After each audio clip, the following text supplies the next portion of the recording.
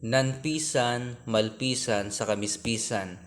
Sa nanpisan, may pinapagawa sa'yo, hindi mo ginawa. Example, merong isang ali na humihingi ng tulong kasi na-snatch yung kanyang bag.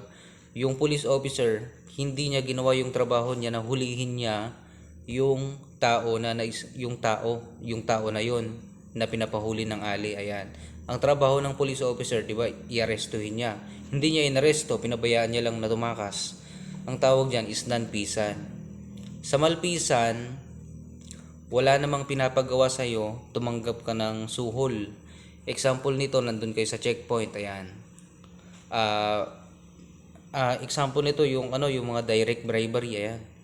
Wala namang pinapagawa sa iyo na tumanggap ka ng suhol, tumanggap ka ng suhol. Ayan.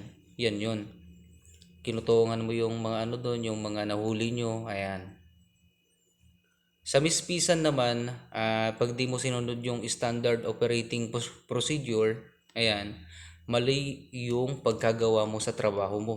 Yan yon yung mispisan. Example nito, magsiserve kayo ng search warrant. Wala namang doon.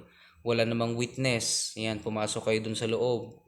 Wala pang any member of the family or barangay resident na nakatira doon sa locality. Tapos, ang ginawa nyo, pumasok kayo doon sa loob, naghalughog kayo. Tapos, nung natapos na yung pagsa-search nyo, saka nyo lang tinawag itong si barangay captain para maging witness. Yan, ang tawag dyan, mispisan. Pag di mo sinunod yung standard operating procedure, may ginawa ka na mali. Ayan, mispisan.